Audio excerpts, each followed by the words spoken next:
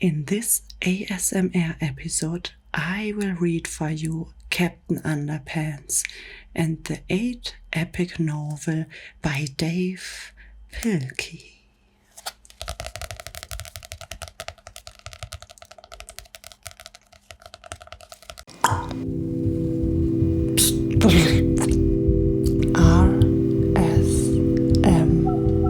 Katz.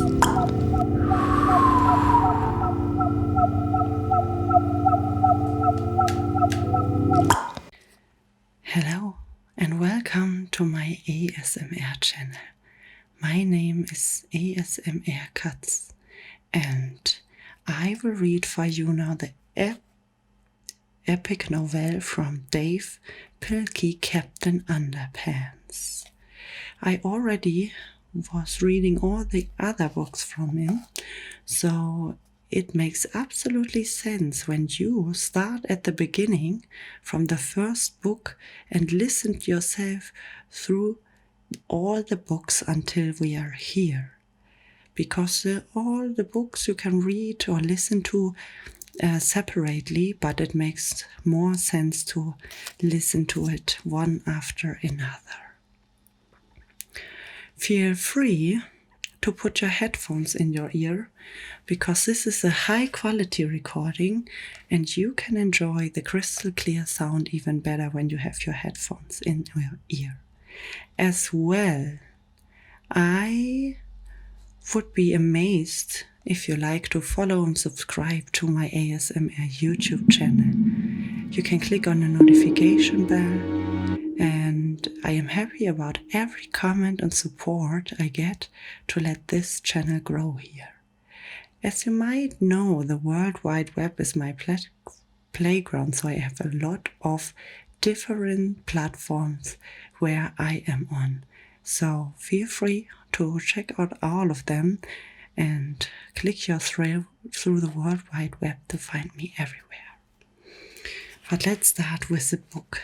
Captain Underpants and the preposterous plight of the purple potty people. The 8th epic novel by Dave Pilkey.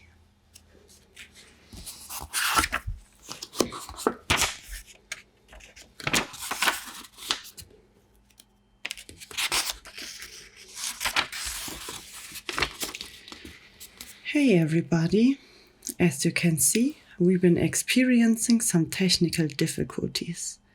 This comic book should get you updated on story so far.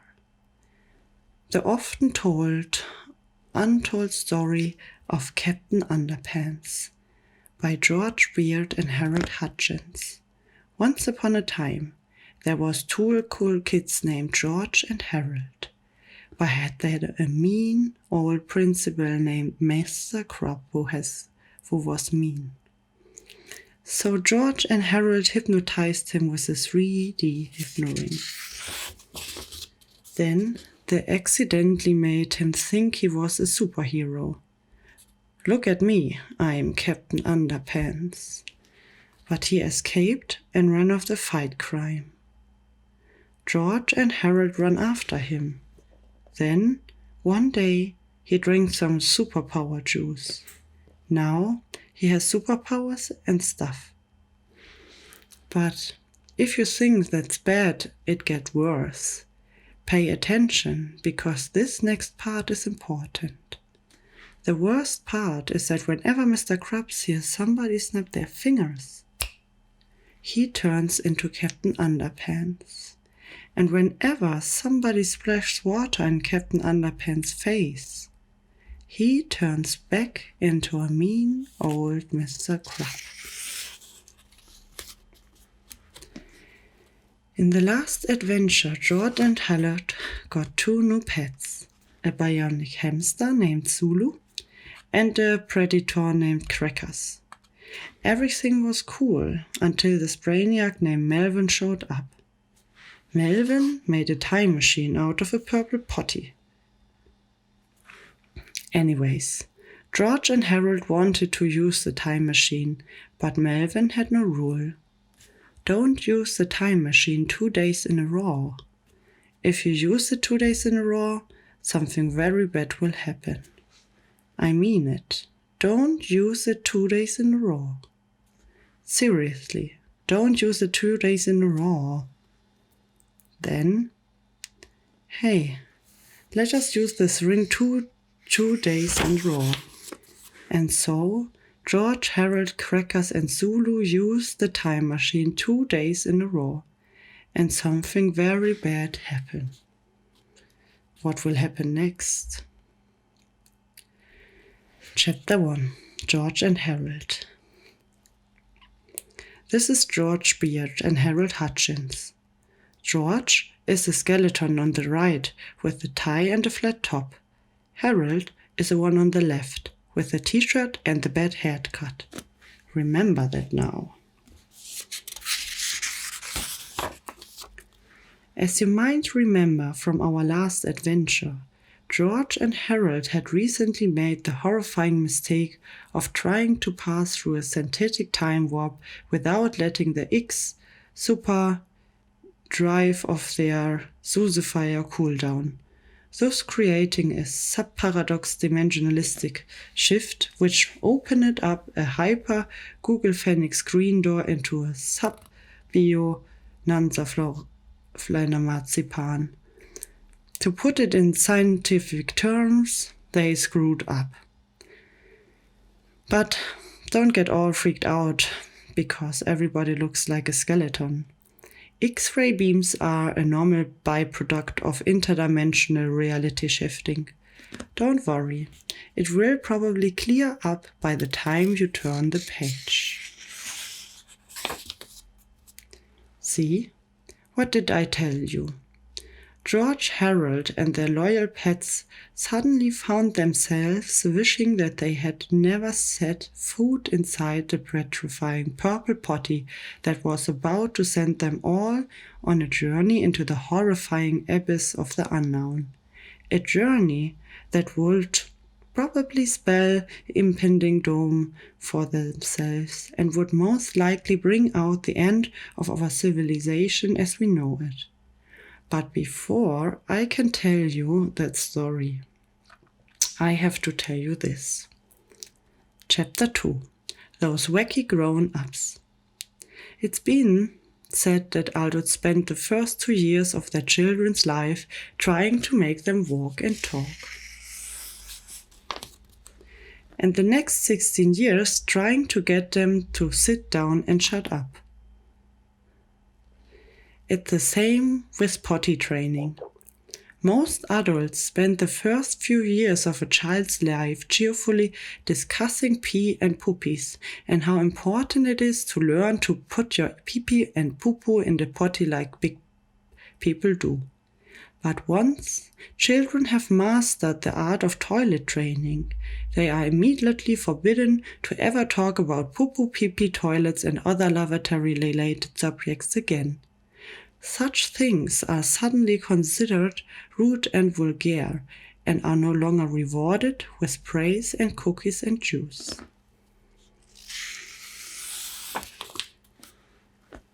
One day, you're a superstar because you pooped in the toilet like a big boy. And the next day, you are sitting in the principal's office because you said the word poopy. In history, which is, if you ask me, is a perfect place to say that word. You're probably wondering why adults do that.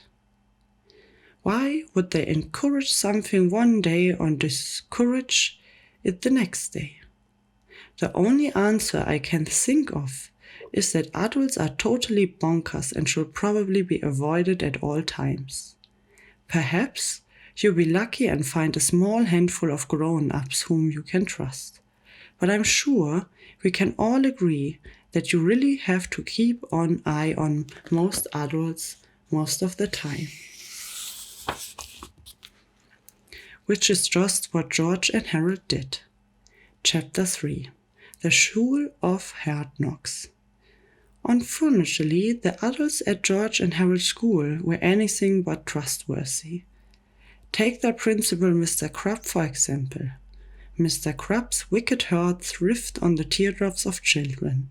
His very soul danced at the thought of crushing a child's spirit and dashing his or her hopes and dreams against the jagged rocks of never-ending disappear. Each day, Mr. Crop would stand at the doorway to his office, gleefully handing out dentation slips to any child who was unfortunate enough to cross his portrait path. And for very minor infractions too, such as smiling, breathing without permission, or smelling funny. As bad as Mr. Crop was, most of the teachers in George and Harold School were even worse. Fortunately for George and Harold, the evil educators were not very intelligent. They could be outsmarted easily, and they often were. Now, you might think that it wasn't very sporting of George and Harold to try and outsmart stupid people, and perhaps you'll be right.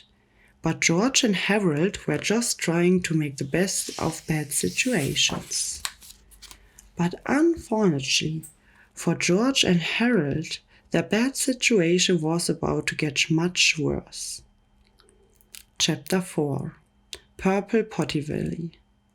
After several intense minutes of orange flashing lights, X-ray beams and lightning-infused electric whirlwinds, the purple potty finally stopped shaking and sputtering and came to a sudden halt. Thick yellow smoke poured from its glowing hot tile pipes as the grinding gears and coughing motor shifted into power down mode. George and Harold had no idea what to expect.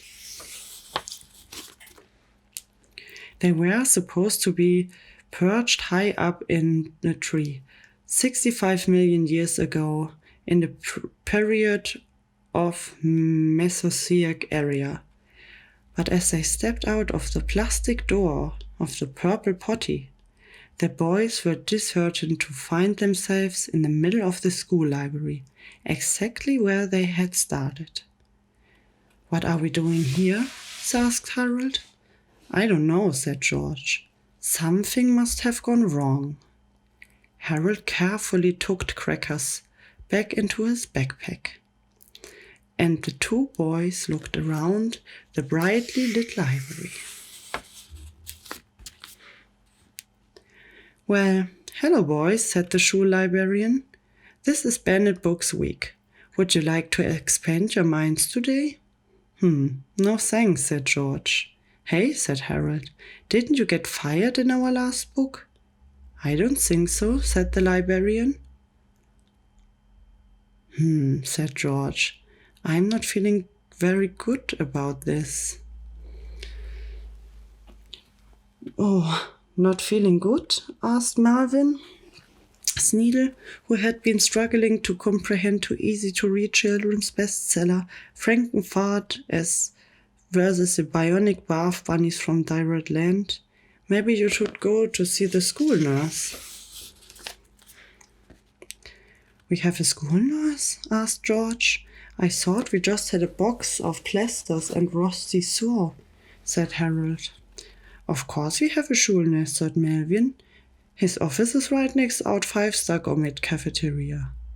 George and Harold looked confused. "Oh, thanks," said George, "but we will be okay." Chapter 5. Strangers in Paradise Lost. As George and Harold walked down the hallway of their school, they noticed that something seemed wrong, very wrong, but they couldn't figure out what it was. Miss Entropy, the unbelievable crappy school secretary, passed by the boys and smiled kindly. "Why, hello George and Harold," she said. "It's so good to see you two. Have a wonderful day." George and Harold looked at her suspiciously. What just happened?" asked Harold. "I don't know," said George, "but something strange sure is going on." George and Harold opened their locker and carefully put crackers and Zulu inside. "Shh, they're sleeping," said George. "Good," said Harold. "They can take a nap when we go to class." On the way to their classroom, George and Harold stopped to switch the letters around on the lunch menu sign. But just as they were finishing, their principal, Mr. Crop, caught them red-handed. "Hey, Bubs," he said, "what are you kids doing here?" George stammered. "Yes, we're—" "Please eat my plum juice bogger," said Mr. Crab, giggling with glee. "That's got to be the funniest thing I've ever seen all day. You boys really cracked me up. You are hilarious." Then, with a spring in his step, Mr. Crab pranced away, whistling a merry tune.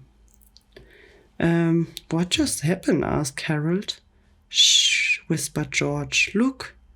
George pointed at two kids who were coming towards them, reading a homemade comic books. The kid on the left had a t-shirt and a flat top. The one on the right had a tie and a bad haircut. "Please feel free to remember that now, if you wish." It's us," whispered George. "How can they be us?" whispered Harold. "I thought we were us."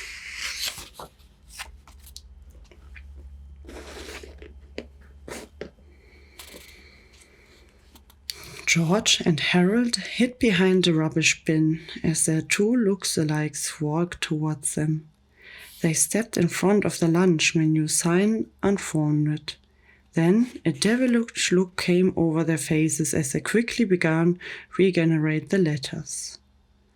The strange boys snickered, wiggled as they sneaked away from their prank. "What's just happened?" asked Harold. "I think I figured out," said George. Chapter 6. The World According to George. "I think the purple potty brought us to some kind of strange backwards universe," said George. "No way," said Harold.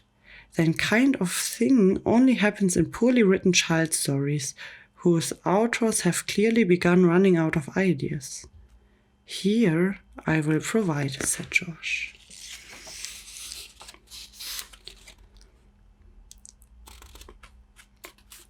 The two friends walked to the cafeteria and took a whiff. "That's weird," said Harold. "It doesn't smell like dirty nappies, greasy dishwater, and muddy tennis shoes in here anymore. It smells like food." "Yep," said George. Next, the boys went to the gymnasium. "That's weird," said Harold. "Our gym teacher isn't fat anymore, and he's not being incredibly cruel to the non-athletic kids like he usually is." "Yep," said George. Finally, George and Harold stepped outside. "That's weird," said Harold. "All of our evilest and most terrifying enemies from the past have been transformed into good guys." "Yes," said George.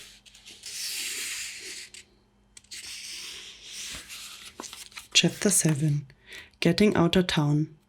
George and Harold ran back to their locker. "Let's grab Cappers and Zulu and get out of this crazy place," said George. "Good idea," said Harold. But when they opened the locker door, their two friends were missing. "Where the heck are Crackers and Zulu?" cried George. "I don't know," said Harold. "Nobody else has a combination to our locker. Nobody else except—" "Our twins," gasped George. Harold tried to shut the locker, but the door jammed on something. "What's that?" asked George. "Looks like a comic book," said Harold.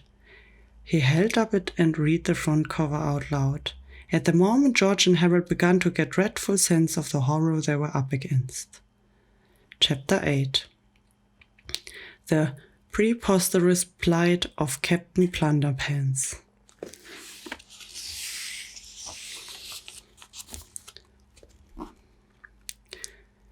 Once upon a time, there lived two evil children named George and Harold. They had a very nice principal who went by the name of Mr. Crab. One day, George and Harold hypnotized Mr. Crab. They made him think he was an evil villain. George and Harold made Captain Plunderpants do all sorts of evil things, and Captain Plunderpants obeyed. "Steal us a big screen television," and he did. I am so happy I could cry. And he steal tissues as well. Soon, George and Harold had the world's coolest treehouse. And so, hold it right up there, Captain Plunderpants. You've stolen TVs, jacuzzis, pop machines, massage chairs, and disco balls, but this time you're gonna too far. You're under arrest for grand theft a pizza. You gotta catch me first. And the chase was on. Soon Captain B was chased onto the freeway. When suddenly, crash. The strange mixture of chocolate, peanut butter, and extra cheesy combined to create a superpower chemical reaction, which gave Captain Plunderpants amazing superpower. Then, here's your pizza, boys. Hey, where's the pineapple? Fruit. Whoa, just think of all the evil things we could do now. With Captain Plunderpants as your evil superpowered slave, we'll be able to get away with anything. Soon the entire world will be ours. Epilogue. Oh, by the way, whenever Captain Plunderpants hears someone snap his finger, he turns back into Mr. Crab. And whenever Mr. Krabs gets water in his hand, he turns back into Captain Plunderpants. Remember that now. Chapter 9. Not without my hamster and my predator. I think our evil twins made this comic book, said Harold. They must have, said George. The artwork is really, really bad, and I'm pretty sure they misspelled some words.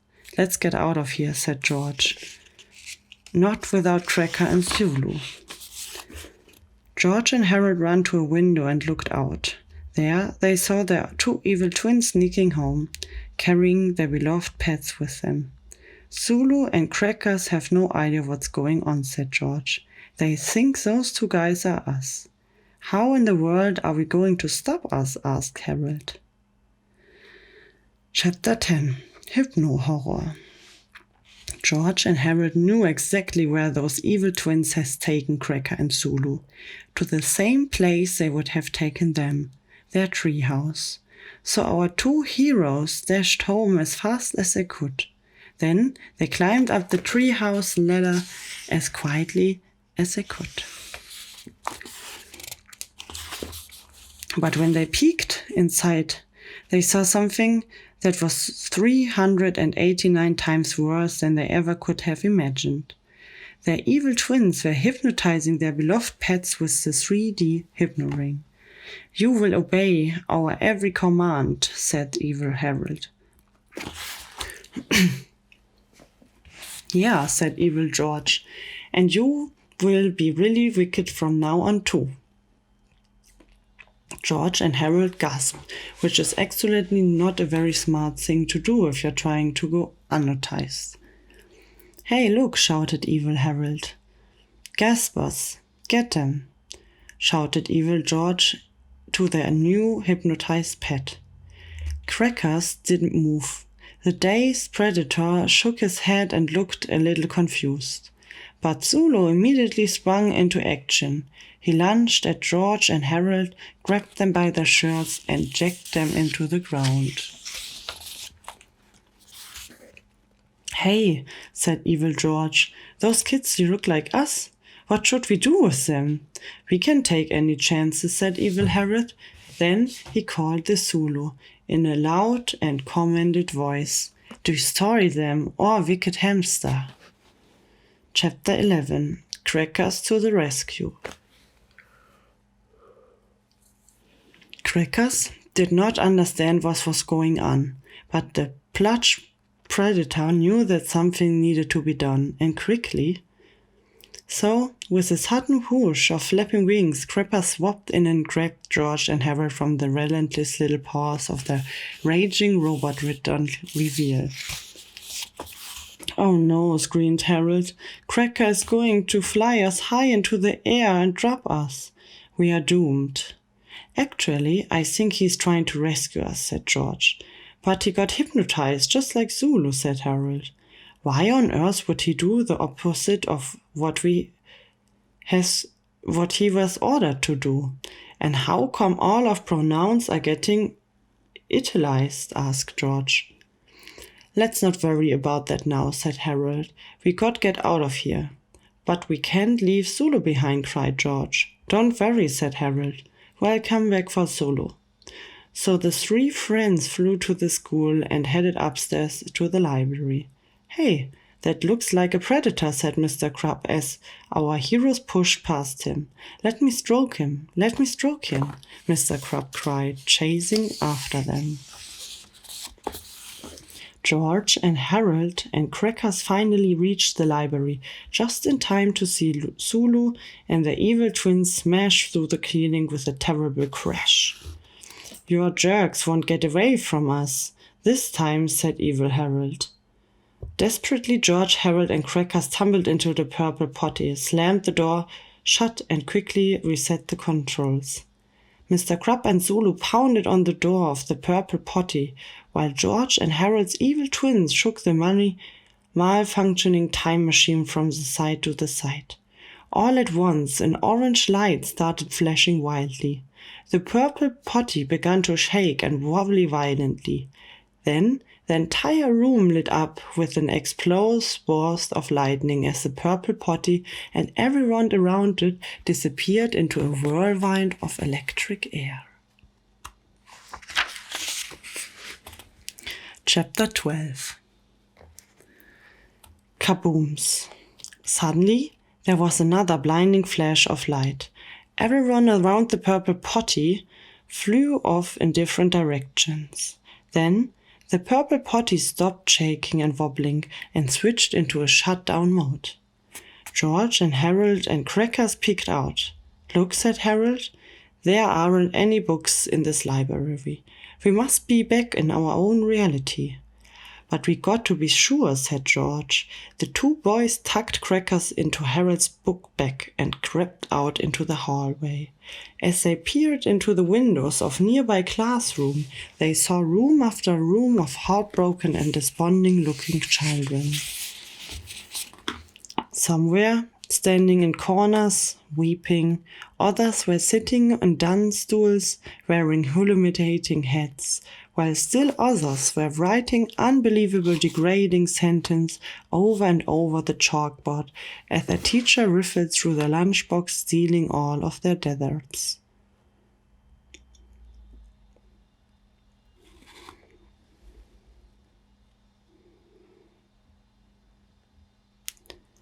Yep, said George, we are back in our own reality.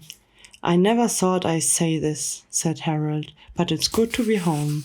To the treehouse, said George. Chapter 13.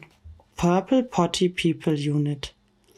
Seconds after George and Harold and Crackers left the library, 4 confused beings from an alternative dimension began to steer. Evil George, Evil Harold, Evil Zulu, and nice Mr. Crab stumbled to the center of the strange, empty library, rubbing their heads and looking around curiously. Look, said Evil George, this library has no books in the shelf. Said Evil Harold, it looks like we entered some kind of alternative universe. An illogical reality where everything is backwards. Backwards? Said Evil George. We could do quite well in places like this. He walked over to drink fontaine and splashed some water on nice Mr. Scrub's face. Suddenly, nice Mr. Scrub's confused smile turned into an evil frown. He ripped off his clothes and tied a curtain from a nearby window around his neck. Then Evil George handed him a bad toupee, and the earnest principal stood before them, snarling angrily through his flared nostrils. I am Captain Underpants, he shouted in thunderous voice. Chapter 14. The chapter where some stuff happens. Meanwhile, back at their tree house, George and Harold grabbed some supplies before heading off to save Zulu. We need our 3D hypno ring, said George, to change Zulu back to his old self again. Cool, said Harold. And we better take the rest of this extra strength superpower juice, just in case. Good idea, said George.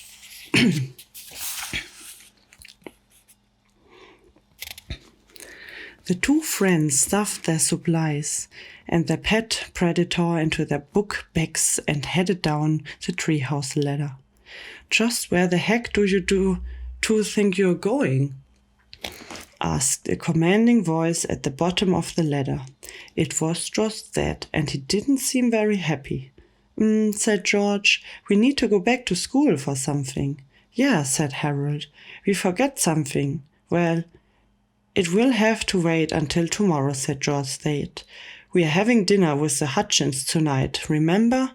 Oh yeah, said George. It's Grandparents' Day. We almost forgot. Well, you're just in time for dinner, said Jorstad. Go inside and wash your hands. But the fate of the entire world is in our hands, cried Harold. The fate of the entire world can wait until tomorrow, said Jorstad. Chapter 15. Super. After they washed their hands, the two boys went to the dining room. George's parents had prepared a big meal, and everybody waited patiently for George and Harold to join them. Harold's mom, sister, and grandpa were there, along with George's mom, dad, and his great-grandma. "Hello, babies," said George's grandma. "What have you boys been up today?" "Nothing," said George, as he hugged his great-grandpa. "We made you and Grandpa a comic book yesterday," said Harold. "Did you?" said Harold's grandpa. "Well, let's have a look." George shuffled through his book bag, taking things out and laying them on the table. "It's here somewhere," he said. Finally, he pulled out 2 copies of the latest comics books, The Adventure of Boxer Boy and Great Granny Grindle. "It's about how you guys turn into superheroes and save the world and stuff," said George.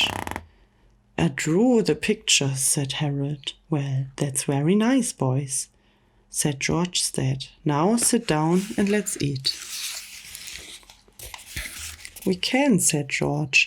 "We've got to go now. It's really important."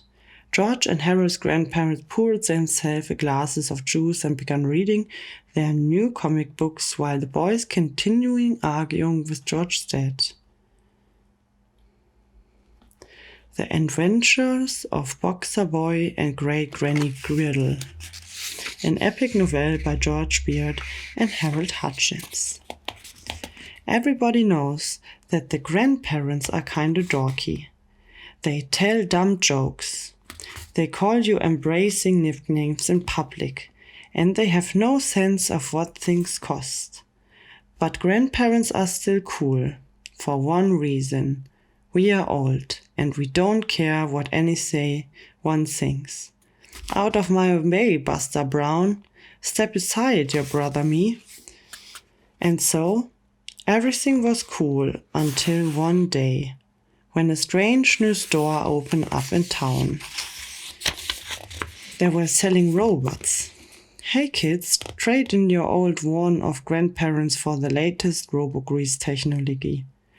They're tons better than regular grandparents. They tell funny jokes. What's 40 feet long and smells like pee? Line dancers at the old folks' home. They call you cool nicknames in public. Hey, Thor. What up, dog? And best of all, they have no sense of what things cost. Here, $10,000 for a candy bar." Soon, every kid in town was trading in their old grandparents. "Hey, what's going on? Where you are taking us?" "For brand new robo-grannies and grandpa, 2000. Soon, there was only 2 real grandparents left in town. "You wouldn't trade us, wouldn't? No way. You better not, you get a wipe." Anyway, one day George and Harold grandparents went downtown. "Something fishy is going on here." So they snuck inside the building.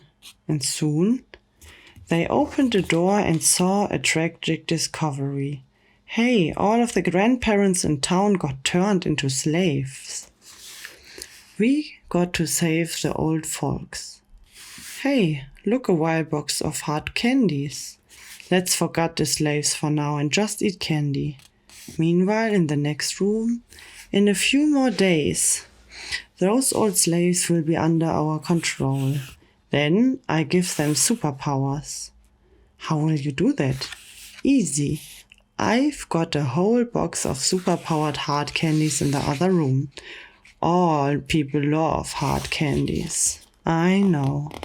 Later, those candies, I feel so strong. Me too, I feel powerful. Oh no, those guys ate all our super hard candy. George and Harold grandparents joined hands. Greaser powers activity, and they spined around and around. Soon they were transformed. I'm Boxer Boy. I'm Great Granny Grindle.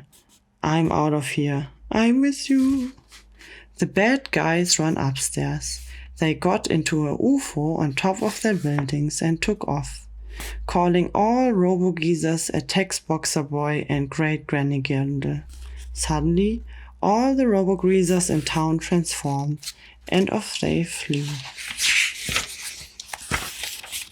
The robo-greaser attacked, but Boxer Boy and Great Granny Girdle were faster than a speeding electric scooter, more powerful than an adult diaper, and able to leap the tall buildings without breaking a hip. But there's too many of them. I have an idea. Let them chase you for a while. So the robots all chased Great Granny Grindle, and Boxer Boy attacked the spaceship. Then he got some paint. Hey, and added the finishing touch. Hey, robo-dogs! The robo-geezers tried to devour the spaceship in a wild feeding frenzy. They ate and ate and ate. Then one of them bit, and the full line. And kaboom! Way! Hooray! We are free! The end. Chapter 17. Meanwhile, back at the treehouse, while George and Harold pleaded with George's dad to be excused from dinner, a pack of evil souls was just outside their window and sneaking up in their treehouse. We've got to create some kind of division while we unleash our sinful scheme, said evil Harold. The villains looked around the treehouse for anything they could use.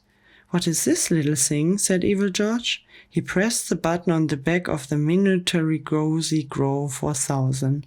Suddenly, a beam of energy shot off the tiny contraption, accidentally zapping evil Zulu, who was tucked inside evil Harold's shirt pocket. Immediately, evil Zulu began to grow bigger and bigger until he leaped out of evil Harold's pocket and fell to the floor with a giant thud. Evil Zulu was now the size of fully grown sheepdog. The villains all smiled at one another as they watched evil Zulu growl and snarly. I think we found our division, said evil George as he zapped evil Zulu again. Chapter 18. Crash. Suddenly, evil Zulu grew to the size of a giant monster. He jumped out of the treehouse and landed in George's garden with a terrible, soundless crash. What was that? Cried George's dad. Everyone jumped up and dashed outside to get a better look at the horrible creature that towered over the house, snarling and roaring hideously. For some strange reason, George and Harold's grandparents jumped up and dashed faster than they had moved in years, but nobody really noticed because of a giant hamster thing. What's going on? Cried Harold. Those evil guys must have followed us back to our own reality somehow, whispered George. We've got to stop them before they take over our world. Zulu crashed and smashed his way through the neighborhood, heading towards the big city. Because, well, that's where giant monsters usually hid. George ran inside and grabbed the 3D hypno-ring and the superpower juice, which felt surprisingly empty, and whistled for crackers. And while the grown-ups were fussing and fretting over trial things like broken fences, insurance police, and property damage reports, George, Harold, and Crackers flew off the safe world. Chapter 19. When Hamsters Attack. Soon, the three friends soared over the center of the city. There, they met up with their beloved pet Zulu, who has now a giant evil monster destroying everything in his path.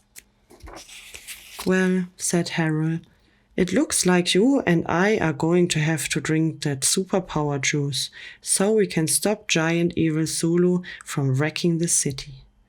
Oh, Harold, said George, as he eyed the cartoon of superpower juice submissively. I'm so psyched, said Harold. I've always wanted to have superpowers. Harold, said George again, as he held the cartoon to his ear and shook it back and forth. I hope it get Kung Fu grip and X-ray vision, said Harold. That would be awesome. Harold, shouted George as he turned the superpower juice cartoon upside down. There's nothing left. What do you mean? Cried Harold. There was like a third of a cartoon in there 20 minutes ago. Well, it's gone now, said George. It must have evaporated or something. The boys watched helplessly as giant evil Zulu continued trashing the city. Well, said George, I guess there's just one thing left to do. Hurriedly, the three friends flew to the house of the principal, Mr. Krupp. It was easy to find, since it was the only house on Boulevard that was covered in toilet paper. Next time, we've got used single toilet paper, said George. Well, get better coverage. After a quick knock on the door and even quicker snap of the fingers, Mr. Krupp transformed into the amazing Captain Underpants. And in no time at all, the world's greatest, baldest superhero was face to face with the world's biggest, baddest bionic hamster. Chapter 20. The Incredible Graphic Violence Chapter Part 1 in Flipporama.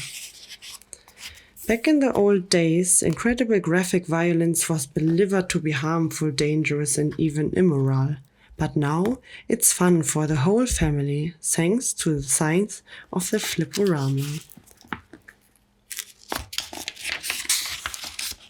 Hamster Havoc.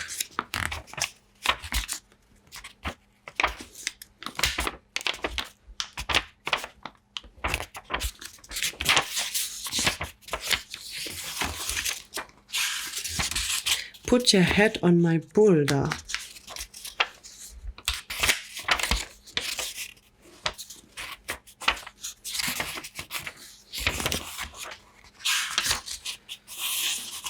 Chapter 21. The Anticlimactic Chapter. The battle between man and beast was over. George and Harold patted Zulu's giant face and breathed a sigh of relief. He will be okay, said George. He just got outknocked. Great, said Harold. It looks like all of our problems are over. Not so fast, said a voice that came from somewhere on the lower right-hand corner of the next page. It was Evil George, along with Evil Harold, and the ultra-evil Captain Plunderpants. The terrible trio had been busy working on their presterous plight, which is just a fancy way of saying that they were busy robbing a bank. Somebody been messing with our giant attack hamster, said Evil Harold. I think we need to teach those goody-goodies a lesson, and I'm just the guy to do it, said Captain Plunderpants proudly. Instantly, the mood shifted. Everyone stood back. The air crackled with tension. The showdown of the century was about to begin. Captain Underpants would soon engage in a historic battle with his evil twin. Never before had our brave hero encouraged an enemy who was so powerful. Kilogram for kilogram, superpower for superpower. Captain Underpants was pitted against his equal. He had met his match. It was to be the ultimate smackdown, an all-out war. The brawl to end the brawls, the definitive clash between good and evil, a momentous confront of the most critical. Snap. George snapped his fingers, and suddenly the horrifying evil Captain Plunderpants transformed into a friendly elementary school principal. "Oh man," cried Evil George and Evil Harold. "Reread your comic book back in chapter 8, said Harold. "Did you think you wouldn't remember how to turn your evil supervillain back into harmless principal?" George and Harold quickly found some rope and tied up Evil George, Evil Harold, and nice Mr. Crab. "We are talking, you losers, back to your own reality where you won't bother us ever again," said George. "All we have to do is dehypnotize and shrink Zulu, and our job will be done," said Harold. "Nothing can possibly go wrong now." "You know, you really shouldn't say things like that," said George. "Why?" said Harold. Chapter 22. Kaboom! Suddenly, lightning flashed, thunder crashed, and they run came a tumbling down. "That's way," said George. As the first few drops of rain hit Captain Underpants' pudgy face, he began to transform. In a matter of seconds, he changed from a confident, powerful superhero into an angry, annoyed elementary school principal. Unlike Wisely, the rain on the facing was having the opposite effect on nice Mr. Crab, transforming him once again into an arrogant, full-tempered supervillain called Captain Plunderpants. Evil George and Evil Harold smiled their evilest smile as Captain Plunderpants snapped their ropes and yelled out a triumphant "La la la tra!" George and Harold quickly snapped their fingers again and again, but it was having no effect. It was raining too hard, and Mr. Crab was getting annoyed. "This is the dumbest dream I've ever had," he shouted. "I'm gonna go home and get back into bed." And with that, he turned and stormed off towards his soggy toilet paper-covered house. "Looks like the table have turned," Evil Harold snickered. "You guys haven't won yet," said George. Quickly, George and Harold leaped onto the cracker's back, and the three forlorn friends flew off towards the treehouse. "Don't just stand there," cried Evil Harold to his creepy cohorts. "Let's get him." Chapter 23. 2 minutes later. Back in George's yard, our heroes searched furiously through their treehouse. "I found it," cried George. "The Shrinky Pig 2000. All we have to do is shrink those evil losers and we will save the world." "Too late," shouted Captain Plunderpants as he grabbed George and Harold by their shirt collars. "We will take that shrinky thingy," said Evil Harold, as the contribution slipped out of George's arms. "I'm not sure how it works, but once I figure it out, I can think of about 1,000,009 evil things to do with it." Captain Plunderpants held George and Harold high in the air and snarled viciously. "Prepare to be pulverized," he shouted. "We are doomed," screamed Harold. "No way, just a cotton-picking minute, young fella," shouted a familiar-sounding voice from inside of George's house. Chapter 24. Nobody messes with our grandbabies. Harold's grandpa and George's great-grandma step out on the back Palchu and confronted the big bully Captain Plunderpants.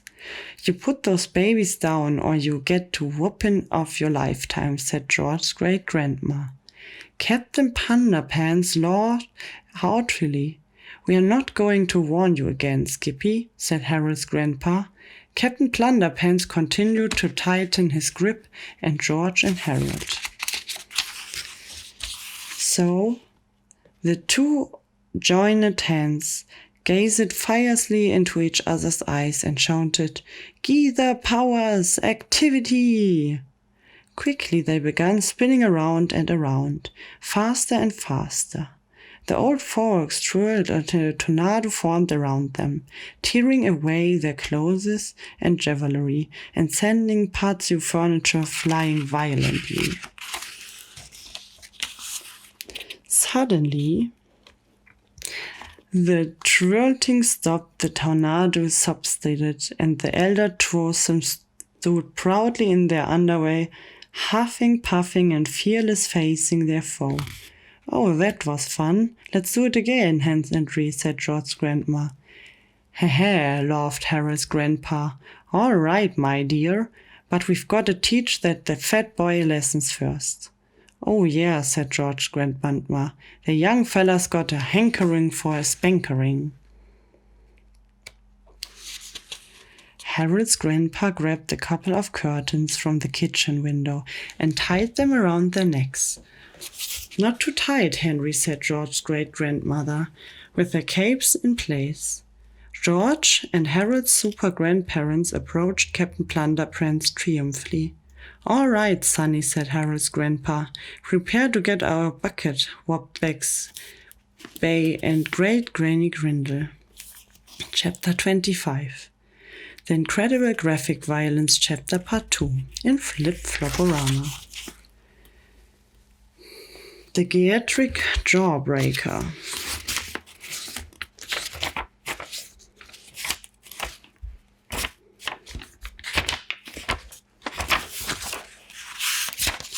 In Cane in the Brain.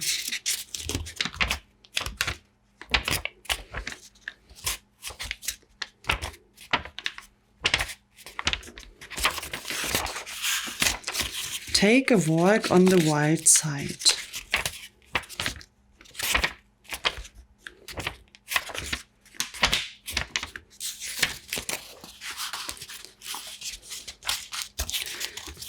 Chapter 26. Shrinky Dogs. "You know," said George, "I think I just figured out what happened to the superpower juice that disappeared earlier." "Oh yeah," said Evil George, "but you didn't figure out this. All we have to do is press one button on this shrinking machine and you'll be able to transform into tiny little shrimps." "Go ahead and press the button," laughed Harold. "You're holding it backwards anyway. You just shrink yourself." "Really?" said Evil Harold. "Gee, thanks." He turned the shrink pig around and pressed the button. Zap. And they were shrunk to the size of potato chips. "Hey!" shouted Mini Evil George. "What happened?" "Oops," said Harold. "I guess I made a mistake. You actually were holding it right at the first time." "You know," said George, "I think I know two little boys who could really use a good spanking." Chapter 27. The Incredible Graphic Violence in Fliporama. Well, folks, you know what to do, and you know how to do it. Happy Thanksgiving.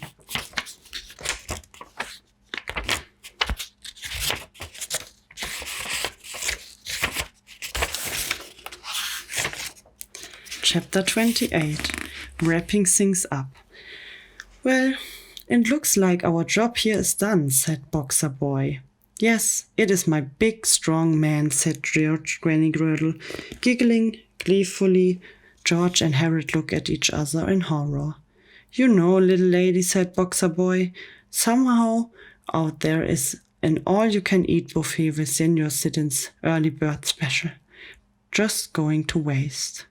"Well, let's go find it, you big hunk o' love," said Great Granny Griddle as she kissed him passionately on his wobbly neck fat. The scene that followed could best be described as a drollest 5-minute kiss in the history of children's books. Dentures sloshed, wrinkles flapped, and rubbery jowls squished, smushed, and quivered relentlessly.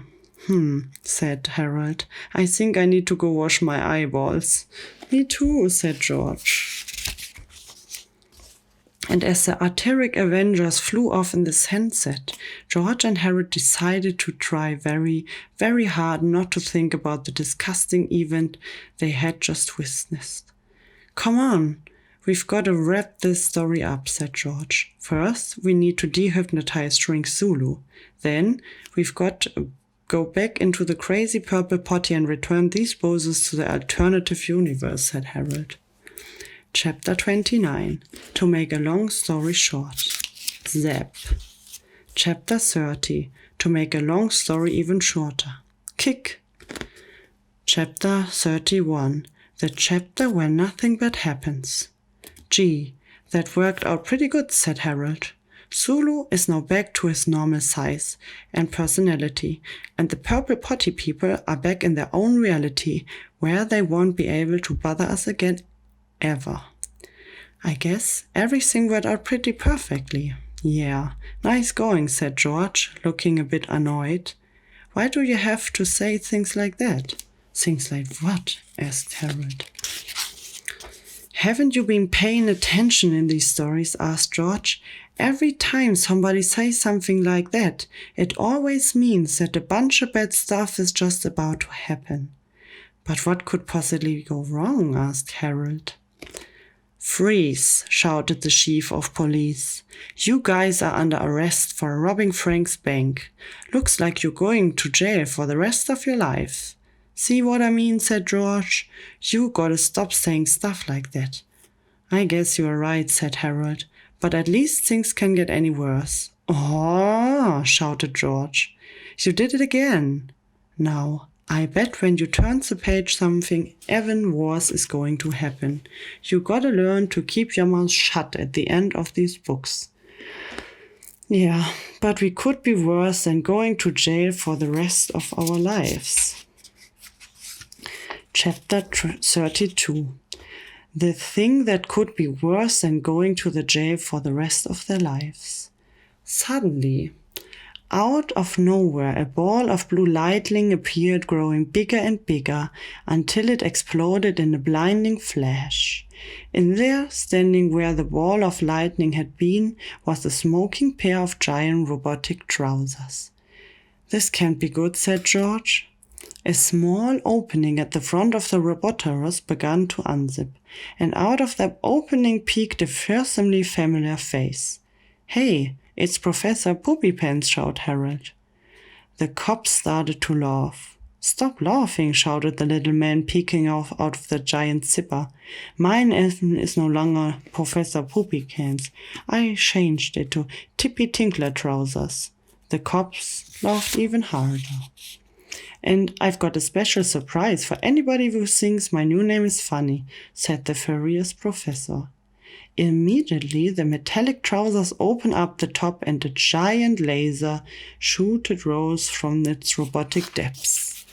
A brilliant burst of energy zapped the laughing cops, and suddenly they were both transformed into frozen statues.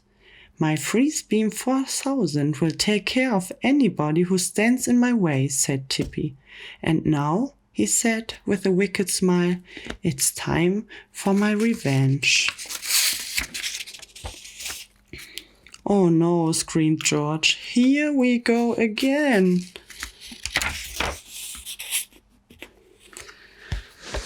This was the 8th epic novel from Dave Pilkey, Captain Underpants.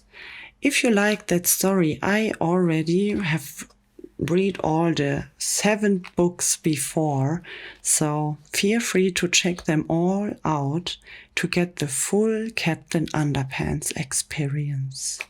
I not only read Captain Underpants, I have a lot of different books I read for you in ASMR style. It doesn't matter if child books, It doesn't matter if some philosophical books or some nice stories from Dr. Seuss or Captain Underpants. And I will read even more books in the future. I also have different videos like food mukbang and the adventure of sound, where I'll just play around with different sounds and show you how amazing ASMR can be. So if you are curious, feel free to follow me, to subscribe to my YouTube channel, to click on the notification bell, and to comment under the videos, because every support is necessary to let my heart projects grow. And in case you not already recognize, I have a lot of different heart projects waiting for you. When you click through the links under this video clip, you will find even more about me, and you can see a lot of different high quality videos I have in stock just for you and for the crazy world of sound. My name is ASMR Katz, and I'm a heavily tattooed girl who have the World Wide Web as her playground. So I hope you like this story, you feel calmed and relaxed, and you can lean back now and have a good sleep, or you already are into your wildest dreams. I would be amazed to see you next time, to the next episode here on my ASMR channel. And if you not already did, click yourself through my playlist and find out what I have to offer for you.